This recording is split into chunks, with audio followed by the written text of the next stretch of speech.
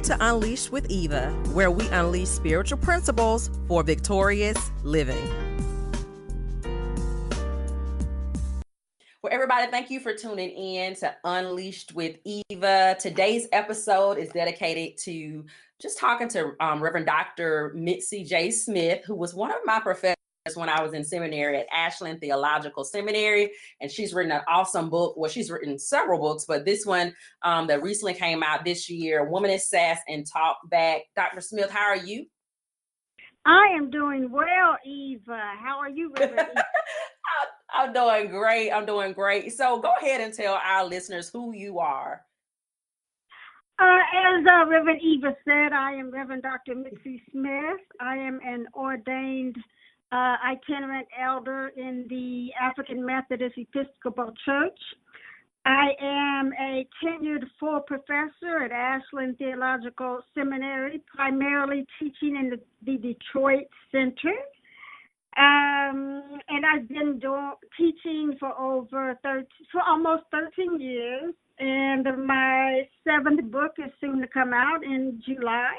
But I'll be talking to Reverend Eva, also one of my former excellent students, about Womanist, Sass, and Talk Back today.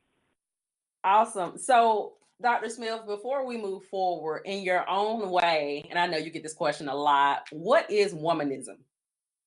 Yes, a lot of people. Somebody recently asked me that on Facebook. Well, the term womanism, of course, is ism. Refers to a movement, right? And it is a political movement because we are about deconstructing and destroying systems of oppression, including racism, sexism, classism, heterosexism, and so forth, in terms of oppression. But the term womanist was coined by the poet and a novelist Alice Walker. People know her basically by her book, The Color Purple. But in 1979, she first wrote a short story called, I believe, if I recall correctly, Coming Apart. And in that short story, she introduces the word womanist. And she says that a womanist is a black feminist, only more commonly. Now, I'm not sure exactly what she means by that, but we do know that it's not really that simple. A womanist is not simply a black womanist, as she implies, a black feminist, as she implies. But in 1983, about 4 years later, she wrote the book In Our Mother's Garden. And in that book, she has an expanded definition of womanist. Which is someone who is bold, acting womanish, taking charge, like Harriet Tubman, setting her people free, and so on and so on. You can people can go to that book or even the front of my Womanist Sass book and find that definition. Women in religion appropriated the term to define and name themselves in the 1980s, beginning with Dr. Katie Cannon. And so we've been using the term ever since to define what we do when we privilege the experiences, the traditions, the artifacts, the creativity, the knowledge production of African American women. And there are sisters who are not necessarily African American, but could be African, who also consider themselves as womanists. Awesome. So let me ask you this: this book, why this book, and why now? Yeah, so this book actually should have come out a year ago, and so it took me a longer time to write this book, and probably because each chapter, well, one, in the midst of it, I was also fostering a child, but in the midst, but also each chapter focuses on, starts with a social justice issue that we are experiencing in the Black community, and that it impacts Black women and our children. For example, the privatization of water, the tainting of whole cities, of water supplies of whole cities like Flint, Michigan, very close to where I live. Some of my students are from them. The exorbitant price of water that has caused many people in the U.S. To have to live without running water right here in the U.S. So reading, for example, the story of the woman at the well through the experience, the water crises that we see in big cities, and I'm sure it's happening in small rural towns as well, affecting poor people and poor people of color, non-white people. But also issues like violence, police brutality, violence against women, and systemic oppression, and even the social justice issue of education. So I address each of these issues as a priority and as a lens through which to read biblical stories. Right. And I'm going to tell you, I love the book, and it's one of the reasons I really love the book. And Dr. Valerie Bridgman kind of says the same in her review on the back of the book. You know, she could use this book in her class, but also if you're a pastor or educator, and I'm quoting her, in a local congregation, it will serve you just as well. Like when I saw this book and I started seeing names like Sandra Bland, Kendra Chapman, because I'm from Birmingham, Freddie Gray, I really just started to say, man, this is really where I knew I could grasp it, but this is something I could actually have a conversation with this book, even in a small group, because it is really relating back to everyday issues that are just relevant to our time. So do you have a favorite chapter or favorite reading in this book? I would say, first let me comment on what you just said. Yeah, you know, okay. Actually, I'm supposed to be going up to Chicago next week. I'm praying I can make it. I'm moving at the end of the week too, at the end of the month. But there's a church, Trinity UCC, where they have a group who are reading this book. The women in the church are reading this book. So yes, and this is exactly what I hope this book will do, is that it will, just as it has done for you, is that it will speak to you and say, we can read this in the church. It's speaking to issues that are impacting us now as people of faith, and we need to learn how to read the Bible in such a way that we don't ignore these issues, or we compound the oppression and the violence by the way we do read, right? Right.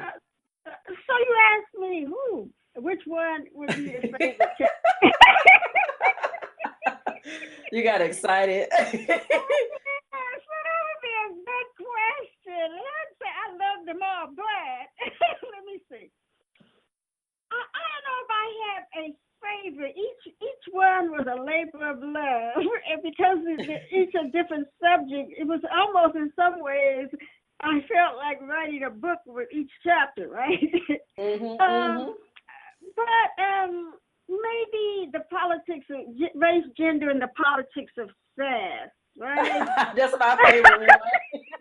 Because when you cast her as an activist and an advocate, I mean, I was in love.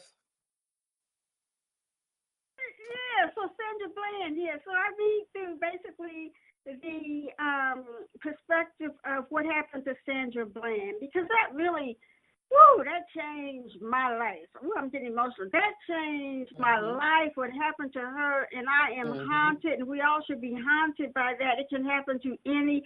That's right. And it is happening. Everything is not televised, right? Reading, of course, Sandra Bland was the young lady. What did she left Chicago, I believe, and went down to Texas to take a new job. Was stopped supposedly for not signaling and for such a minor infraction, if it incurred. A couple of days later, she was dead in a jail cell in Texas, right?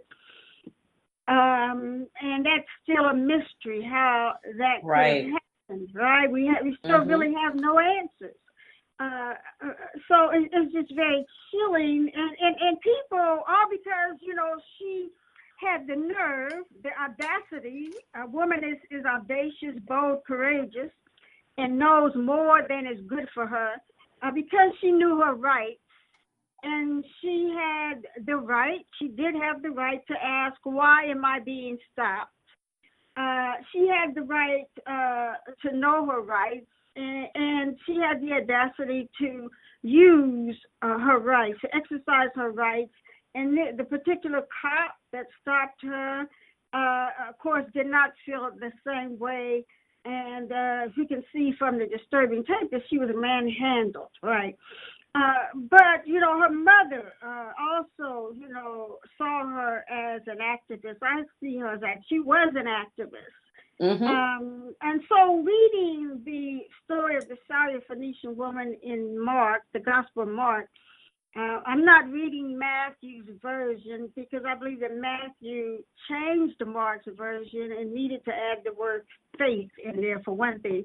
But I choose Mark's version, which is considered the earliest version written, and it's considered that Matthew changed Mark. And so I think we need to read these stories, whether we read Mark or Matthew's version, for what is it that particular writer may be trying to tell us about the story.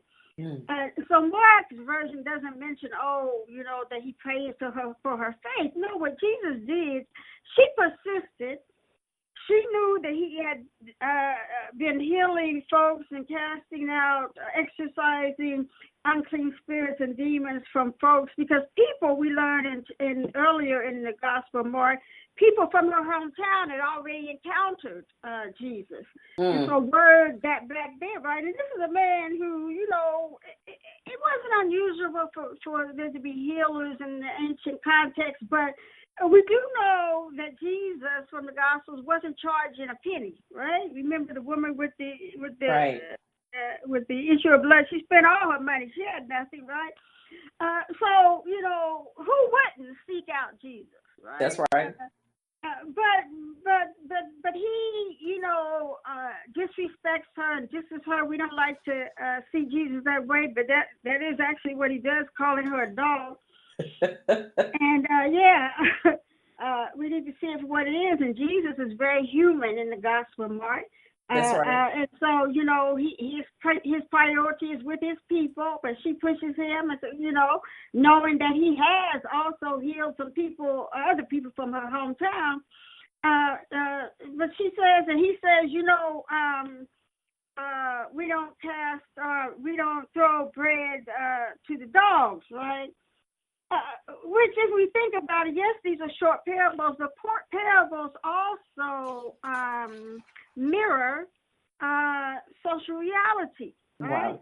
And so you get the impression that Jesus, right, when you talk about throwing bread to the dogs in an alley or whatever, you don't think of dogs that are in the house. These are not pets in Jesus's parable. But when she speaks, she says, well, even the dogs under the table, right? Which gives you a different, you know, her experiences, you know, we have pets and we take care of them. We have compassion for them, right? And so that's her, you know, she's speaking in her, from her culture, right? And using her mother tongue, you know, her language of resistance and culture, right?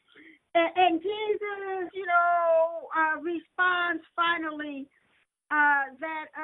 well, your word, your logos is the Greek word, which we translate word, can be translated thing as well, but in this context means word, your word, right? It is through her word that her daughter is made whole, right? Wow. God has put in us, right, power through words and through actions, right? Yes, So it really is a yes. combination of her word and her action, because she showed up there and she persisted with what she needed, and she persisted with her word, talking back to Jesus, being sassy, right? With her sass, and sass shouldn't be looked at as negative. We've been accused of being sassy. Probably not too many black women and women of color, other women of color who have not been accused of being right, talking too much, or another term I can't call it right now. I've been called before. And I wrote it in the book, but I can't. I'm having a moment here. I can't recall the words. But yeah, and it doesn't mean that our resistance language, our sass, our knowing our rights and talking back, it carries a risk, right? It carries a risk, as we see with Sandra Bland's, what happened with Sandra Bland, but it doesn't mean that we shouldn't stop.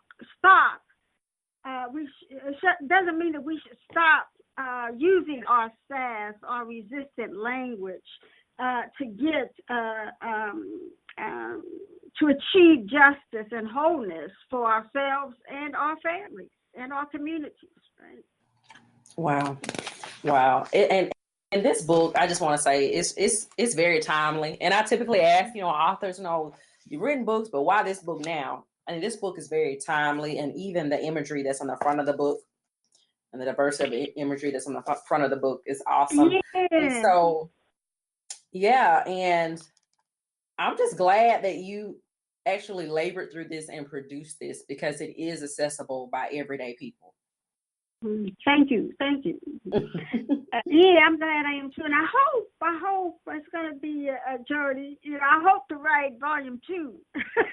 Awesome. So many other issues that we need to, we need to put in black and white. We need to talk back to the silence, right? In some cases, right. It's utter silence. This whole notion of not just the kidnapping, the kidnapping of girls in parts of Africa, right here on the streets of Detroit. Kids are being, young women are being snatched off the street. I'm talking about going to the bus stop and being snatched off the street. And the immigrant children, right, being snatched out of the hands, out of the arms of their mothers, right? We need to talk back, and it needs to be in black and white. Right. That's right. And honestly, I was thinking about this book interview because, I actually forgot, and then I looked at it last night. I said, "Oh, that's tonight," because you came to my mind yesterday. Because I said, "I wonder what she's going to do about the current situation," meaning in your writing. Because I could just see you already there. But that's what reminded me, I got an interview with her today. So, so I just can't wait to see. It's a painful situation, and I mean, it's impacting us in multiple ways. But those that are directly there being impacted by it, I can't even imagine the emotions that they're feeling. And just finding people trying to take a text or preach a mini sermon to support such evil actually sickens me. So. Yes. And that's the other thing. I'm glad you brought that up, Reverend Eva, is what we preach, right? That's another thing I hope that this book does. It shows how we can take a text and we can preach about these issues, right? In liberating ways, and in ways that call us to account. Right? Instead of glossing over and preaching the same old thing and acting like nothing is going on around us. These are very, very troubling times. Very troubling. It is. Now, where can our listeners get your book? Very good question. Thank you, Eva. The publisher, Cascade Books, they can either Google CAS, CADE, the publisher, and I believe the publisher still has a $16 price.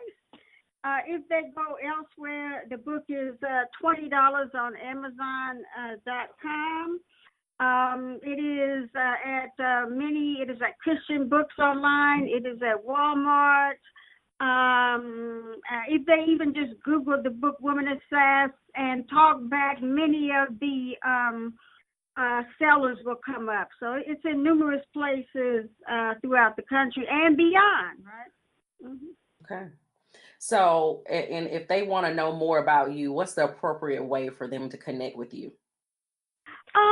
I would say the fabulous website that Reverend Eva created for me years ago. years ago, www.mitzijsmith.com. MITZIJ Smith, SMITH.com. That's awesome. And you also have a Facebook fan page, is that right? I do. It's pretty new. Several months. But I wish I had somebody keep it up for me. But anyway, yes. I'll help you. I will help you, Dr. Smith. Mitzi Smith, author. I think it's Mitzi Smith, author and teacher or something like that. But yes, I have a Facebook page as well. Yes. And you're also on Instagram.